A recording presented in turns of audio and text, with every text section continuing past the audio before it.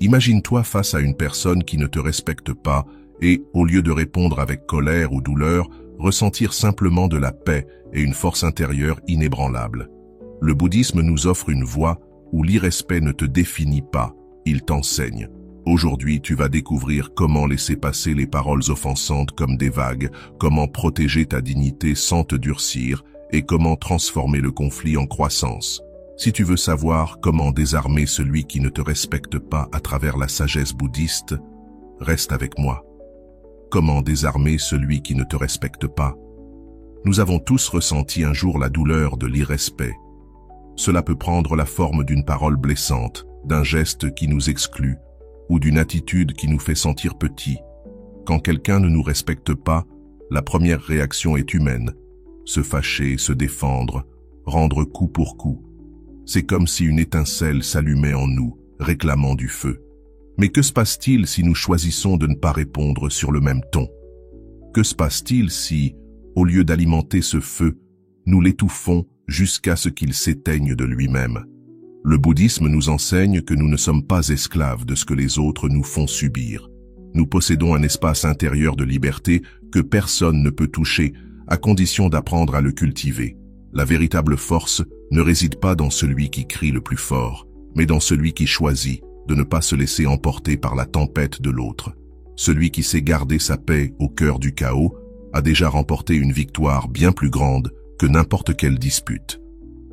Imagine qu'on te lance un insulté comme une pierre. La plupart du temps, nous la ramassons et nous la renvoyons. C'est ce que l'on nous a appris, se défendre, attaquer, ne pas paraître faible.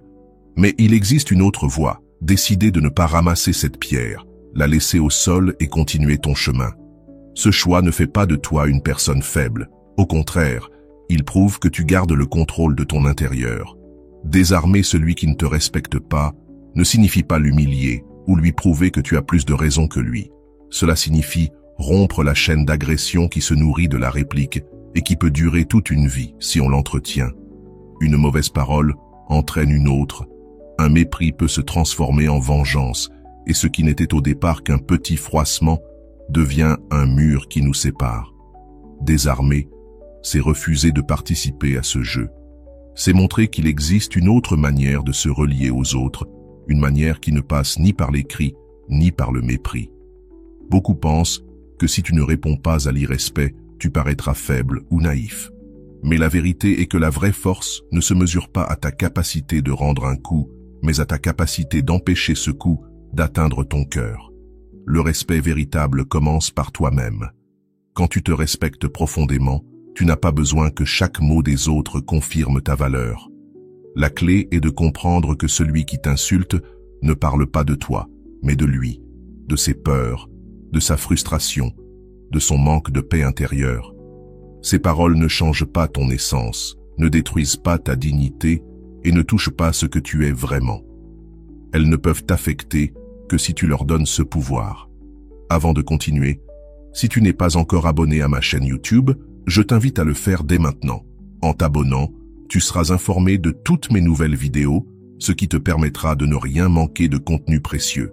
Le secret est là. Le pouvoir de transformer la situation est en toi, pas en l'autre. Pense à cet exemple. Si quelqu'un t'offre un cadeau et que tu refuses de l'accepter, à qui appartient-il encore? Il reste à celui qui voulait te le donner. Il en est de même avec les insultes et le mépris. Si tu ne les acceptes pas, ils restent à l'autre et ne t'atteignent pas. Apprendre à vivre ainsi n'est pas facile, mais c'est possible, et cela change une vie entière. Ce chemin ne consiste pas à tout supporter en silence, ni à se résigner à vivre dans le mépris. Il ne s'agit pas non plus de justifier des abus. Désarmer celui qui ne te respecte pas, c'est aussi savoir poser des limites. Mais des limites qui ne naissent pas de la haine ou de la colère, mais de la clarté et de la force intérieure. Aujourd'hui, retiens ceci. Quand quelqu'un ne te respecte pas, il ne révèle pas ce que tu vaux, mais ce qui lui manque.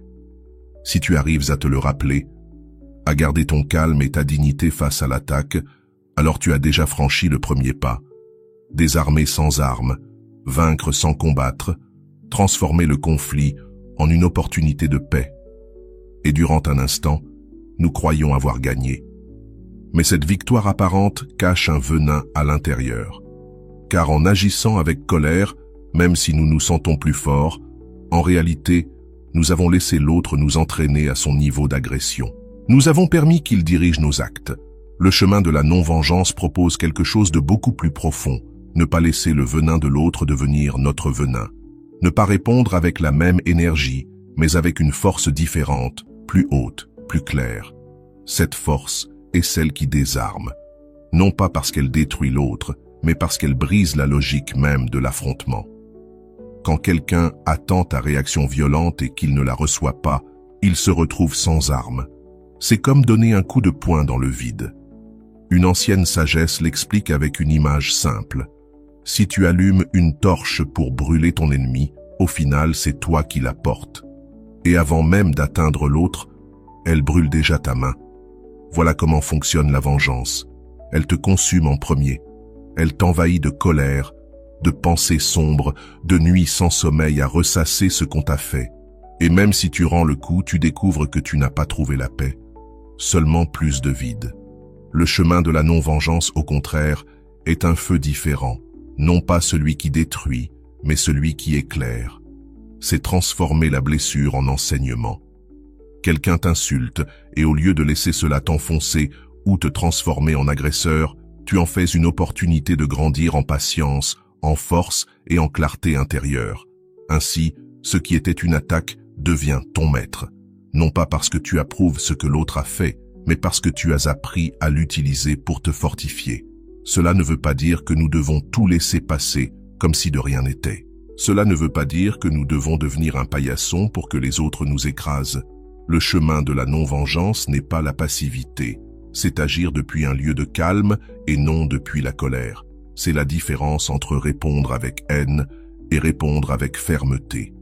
Une chose est de se taire par peur. Une autre, très différente, est de choisir consciemment de ne pas tomber dans le piège de l'agression. Prenons un exemple. Un collègue de travail t'insulte et tu choisis de ne pas rendre l'insulte. Cela ne signifie pas que tu ignores le problème. Peut-être qu'ensuite, avec sérénité, tu lui dis clairement que tu n'accepteras pas ce traitement. Ou peut-être que tu en parles à qui de droit pour fixer une limite. Mais la différence, c'est que tu n'as pas réagi dans la colère.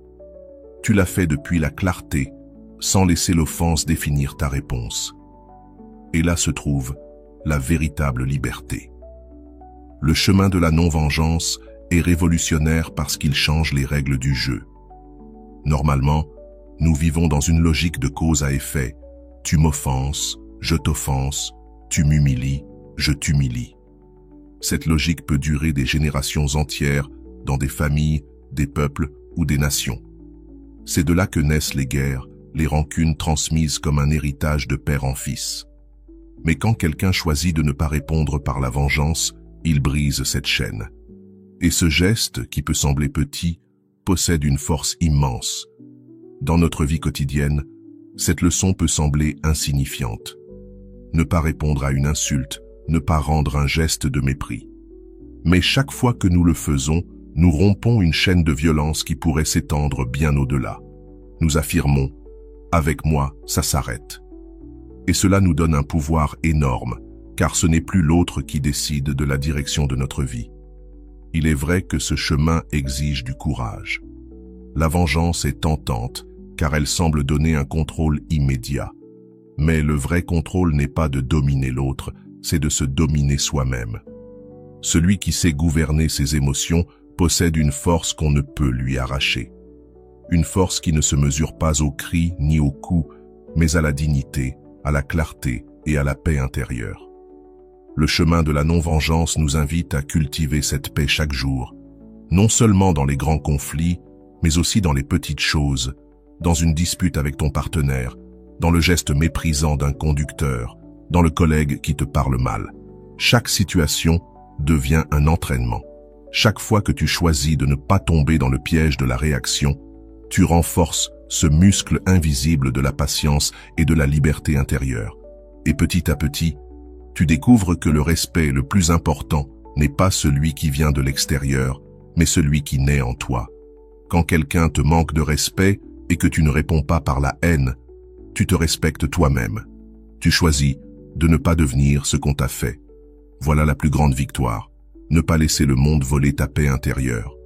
Le chemin de la non-vengeance ne promet pas que les autres vont changer, ni que le monde deviendra juste. Ce qu'il promet, c'est que toi, tu peux changer ta manière d'y vivre. Tu peux choisir de ne pas porter le poids du ressentiment, de ne pas laisser le passé te gouverner, de ne pas devenir esclave de la colère. Et ce changement, même silencieux, transforme ta vie et celle de ceux qui t'entourent. La compassion sans justifier l'abus. Parler de compassion entraîne souvent un grand malentendu. Beaucoup croient que ressentir de la compassion envers celui qui t'a manqué de respect, c'est justifier son geste ou accepter que ce soit normal. C'est une erreur dangereuse. La vraie compassion n'est pas la résignation ni la soumission, encore moins la permission de se faire du mal. La compassion véritable, c'est voir au-delà de l'acte offensif et reconnaître que derrière chaque irrespect se cache une personne blessée. Car qui insulte ou méprise ne le fait pas depuis la paix intérieure. Celui qui crie le fait parce qu'il a un vacarme intérieur qu'il ne sait pas apaiser. Celui qui ridiculise est en réalité insécurisé et croit qu'en abaissant l'autre, il s'élèvera un peu lui-même. La compassion commence quand nous comprenons que le manque de respect parle plus des manques intérieurs de l'autre que de notre propre valeur.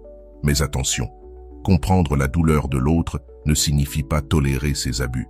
C'est là que se trouve l'équilibre de ce chemin. Ne pas nourrir la haine parce que nous savons que l'agresseur est un être humain brisé dans sa propre souffrance. Mais en même temps, ne jamais laisser cette souffrance justifier son comportement, ni nous arracher notre dignité. La compassion sans justification, c'est un double mouvement. À l'intérieur, nous cultivons un regard qui ne s'empoisonne pas de rancune, qui ne réduit pas l'autre à son offense, qui sait voir sa fragilité même cachée derrière les cris ou le mépris.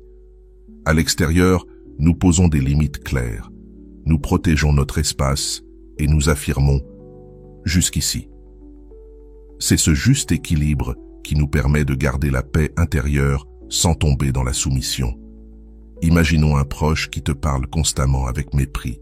Tu pourrais répondre avec colère et aggraver la relation.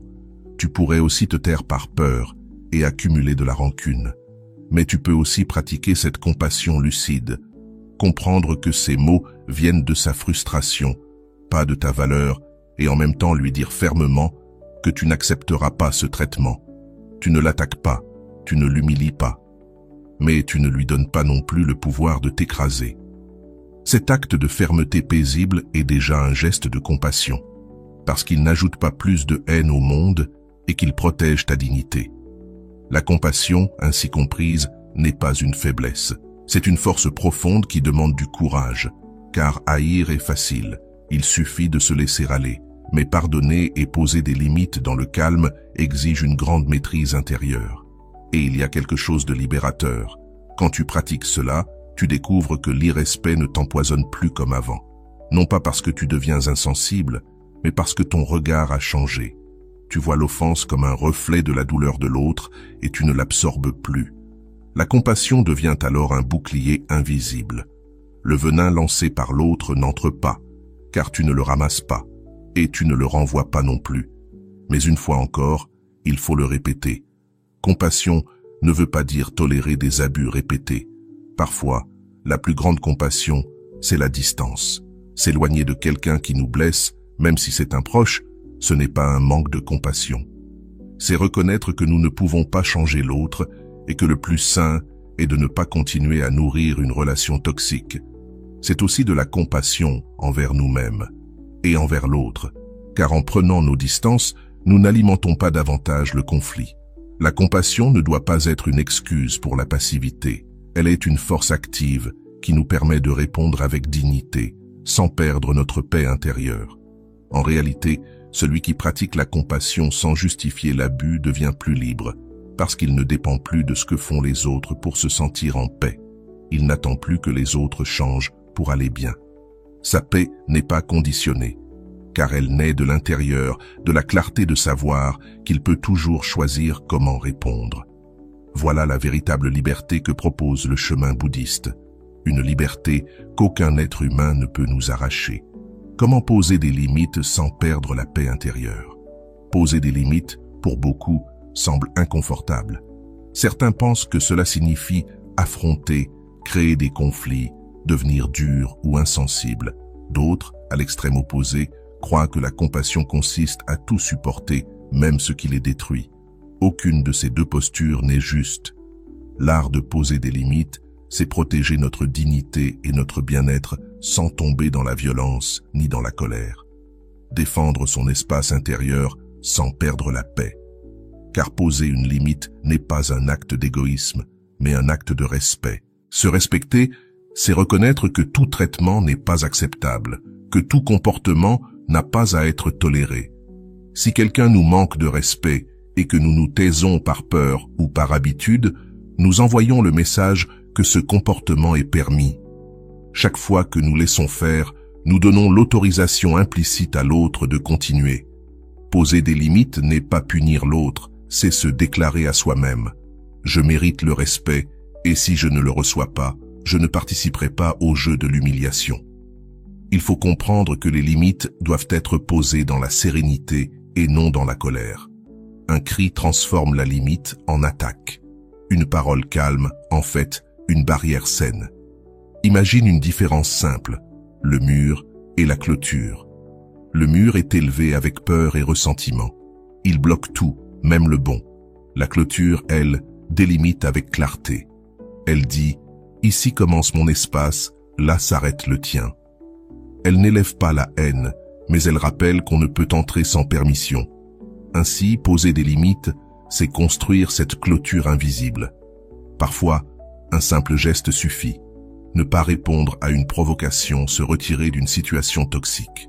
D'autres fois, il faut dire clairement « Je n'accepte pas que tu me parles ainsi. J'entends ta colère, mais je ne tolérerai pas les insultes. Si tu continues, je me retirerai. » Ces phrases dites dans le calme sont 1000 fois plus puissantes que n'importe quel cri. Celui qui crie perd le contrôle. Celui qui reste serein inspire l'autorité. Sa paix désarme plus que n'importe quelle insulte. Un point essentiel. Poser une limite ne signifie pas changer l'autre. Trop souvent, nous espérons qu'après avoir exprimé notre douleur, l'autre se corrigera. Mais le vrai pouvoir du non ne réside pas dans ce qu'il provoque à l'extérieur, mais dans ce qu'il affirme en nous. Chaque limite est un acte d'autoprotection. Parfois, il suffit d'ignorer une remarque malveillante. D'autres fois, il faut parler avec fermeté. Et dans les cas extrêmes, il faut s'éloigner, couper le contact, protéger son intégrité. Mais toujours, le faire depuis la clarté, jamais depuis la haine. Poser des limites transforme. Non seulement la manière dont les autres nous traitent change, mais aussi la manière dont nous nous traitons nous-mêmes. Chaque non prononcé sans colère est un oui à notre dignité, à notre paix, à notre bien-être. Le zen et l'insulte. Une vague qui passe. Le zen nous enseigne que l'insulte est comme une pierre jetée dans l'eau. Elle provoque un choc, puis des ondes qui se propagent en pensées répétées, en émotions qui s'agitent. Mais comme les vagues, elles ne durent pas. L'insulte se dissout si nous ne l'alimentons pas. Le piège, c'est de s'y accrocher. On répète l'insulte dans notre tête, on la ramène chez soi, on l'emmène au travail, au lit. Un mot devient alors une ombre qui pèse des années. Mais ce n'est pas l'insulte qui nous a emprisonnés. C'est nous qui l'avons gardée. Le zen propose un autre chemin. Observer l'insulte comme une vague. Elle arrive, frappe, puis repart. Nous n'essayons pas de l'arrêter. Nous ne lui donnons pas plus de poids qu'elle n'en a. Si nous la laissons passer, elle perd toute force. Car en vérité, l'insulte appartient à celui qui la lance, pas à celui qui la reçoit. C'est comme un paquet rempli d'ordures. Tu peux l'accepter et t'en charger, ou le laisser retourner à l'expéditeur. Si tu ne l'acceptes pas, il ne t'affecte pas. Cela ne veut pas dire être froid ou insensible. Cela veut dire vivre avec légèreté, sans se charger inutilement. Si chaque vague restait figée dans la mer, l'océan s'effondrerait. Mais il reste libre parce qu'il laisse passer. Nous devons apprendre la même légèreté. Et rappelle-toi, celui qui insulte révèle davantage son état intérieur que le tien. Une personne en paix n'a pas besoin d'agresser. Une personne heureuse ne cherche pas à détruire. L'insulte est le reflet de sa turbulence, pas de ta valeur. C'est cela, la liberté intérieure. Apprendre à poser des limites claires, à laisser passer les insultes et à ne plus donner aux autres le pouvoir de définir notre paix. Il ne suffit pas de dire « cela ne m'affecte pas ». Il faut cultiver la capacité d'observer, de respirer et de lâcher prise. Chaque fois que quelqu'un nous offense, nous avons une opportunité de mettre cette pratique en action. Nous pouvons sentir le coup, reconnaître l'émotion qu'il provoque, et ensuite, au lieu de tourner en boucle, choisir de le laisser partir comme une vague qui retourne à la mer. Prenons un exemple du quotidien. Tu marches dans la rue et un inconnu t'insulte. Deux options s'offrent à toi. Garder ce fardeau toute la journée ou le lâcher sur le champ. Si tu choisis la première, l'insulte d'un étranger qui ne sait absolument rien de toi marquera ton humeur pendant des heures. Si tu choisis la seconde, tu reconnais que ces paroles sont nées de son propre mal-être et tu décides de ne pas les porter. La différence entre ces deux choix est énorme. Et pourtant, les deux ne dépendent que de toi. Avec le temps, cette habitude transforme ta vie entière. Tu comprends que tu n'as pas besoin de te défendre de chaque mot, que tout ne mérite pas une réponse et que ta dignité ne dépend pas de ce que disent les autres. Tu découvres que la véritable force n'est pas dans la réplique, mais dans le fait de ne pas laisser l'insulte entrer en toi. De la même manière que la mer ne cesse pas d'être la mer parce qu'une vague frappe sa surface, tu ne cesses pas d'être toi parce que quelqu'un dit quelque chose de désagréable. L'enseignement du zen est clair. Une insulte n'est qu'un bruit passager. Ce qui la rend permanente, c'est uniquement notre décision de nous y accrocher. Quand tu apprends à la voir comme une simple vague qui passe, tu gagnes en légèreté, en liberté et en paix. Peu à peu, tu découvres que personne ne peut t'enlever cette paix si toi, tu ne la leur donnes pas. Réflexion. Nous avons parcouru ensemble un voyage profond. Nous avons parlé de ce que l'on ressent face au manque de respect, de cette réaction instinctive qui nous emporte, du pouvoir de choisir, de ne pas se venger, de la compassion qui n'excuse pas l'abus, de l'art de poser des limites dans le calme, et de la manière de voir l'insulte comme une simple vague qui passe. Chaque étape a révélé une pièce d'un même chemin, le chemin de la liberté intérieure face au manque de respect. Et maintenant, il est temps de résumer tout cela en une seule idée puissante. Quand quelqu'un te manque de respect, ce qui est vraiment en jeu, ce n'est pas ton image, ni ton prestige, ni ce que les autres pensent de toi. Ce qui est en jeu, c'est ta paix intérieure. Et cette paix ne dépend pas de ce que les autres disent ou font, mais de ta capacité à ne pas te laisser entraîner dans leur tempête. Pense-y ainsi. Le manque de respect est comme un poison. Si tu l'acceptes, tu t'intoxiques. Si tu le renvoies, tu intoxiques l'autre et la chaîne continue. Mais si tu le laisses tomber, si tu ne l'acceptes pas, le poison perd toute sa force. Ce geste, qui semble petit, est en réalité un immense acte de courage, car il te libère et, en même temps, il brise une chaîne de souffrance qui pourrait durer éternellement. Le plus beau dans ce chemin, c'est que tu n'as pas besoin d'attendre que le monde change. Tu n'as pas à dépendre du respect des autres. Tu peux commencer ici et maintenant à désarmer ceux qui t'agressent avec ta sérénité. Tu peux décider que ta dignité n'est pas à vendre, que ta paix n'est pas négociable, que ton calme ne dépend d'aucune parole. Et quelque chose de surprenant se produit quand tu vis ainsi. Tu inspires les autres. Celui qui attendait une bagarre et trouve du calme est désarmé. Celui qui attendait de la colère et trouve de la clarté commence à te regarder autrement. Parfois même, le plus agressif finit par apprendre. Pas parce que tu lui as donné une leçon avec des mots, mais parce que ton attitude lui a montré qu'il existe une autre manière d'être au monde.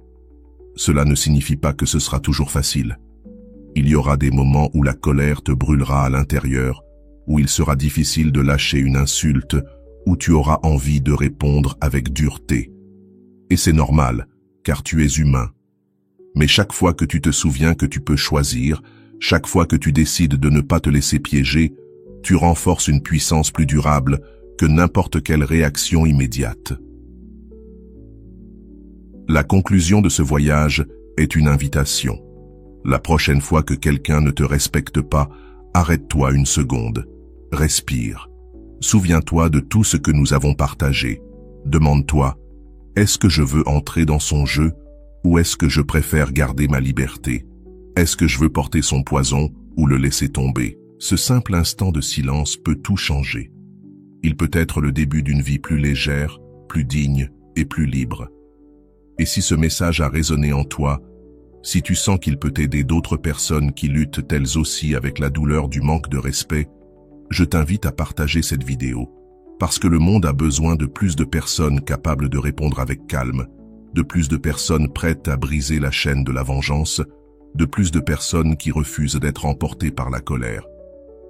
Partager ce contenu, c'est semer une graine de paix au milieu de tout ce vacarme. Merci d'avoir été là, d'avoir pris le temps d'écouter et de réfléchir avec moi. Ce chemin ne se termine pas avec cette vidéo. Il commence maintenant, dans chaque situation de ta vie, dans chaque parole que tu reçois, dans chaque geste que tu interprètes. Tu as entre tes mains la possibilité de transformer chaque offense en un acte de liberté. C'est là ta force. C'est là ta victoire. On se retrouve dans la prochaine vidéo. Prends soin de ta paix, prends soin de ta dignité et rappelle-toi toujours, personne ne peut t'enlever ta liberté intérieure si tu ne la leur donnes pas.